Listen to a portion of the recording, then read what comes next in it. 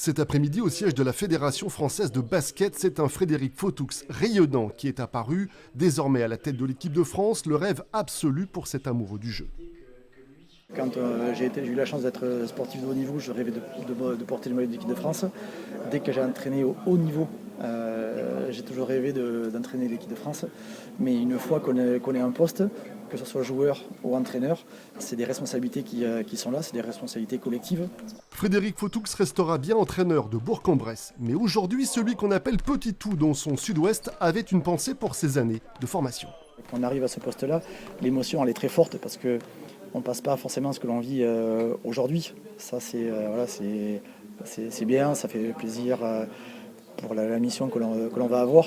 Mais on pense surtout à tout ce qui a été vécu avant. Je pense beaucoup à Pierre Seillant qui, je pense, sans lui, j'aurais jamais été d'ailleurs ce joueur professionnel.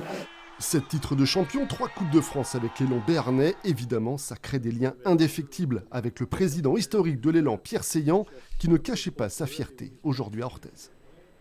Très heureux pour lui et très heureux aussi pour nous puisqu'il a fait toute sa carrière à Élan Merlin, depuis Orthez où il était cadet jusqu'à la fin de sa carrière en 2007 à Pau.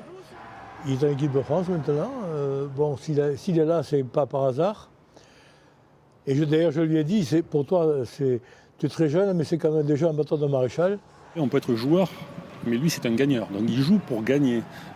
Donc ça veut dire qu'il mettra toute sa grinta, toute sa hargne, il mouillera le maillot comme on dit. Donc c'est quelqu'un qui transpire cette passion du jeu, mais aussi de l'envie de battre l'adversaire.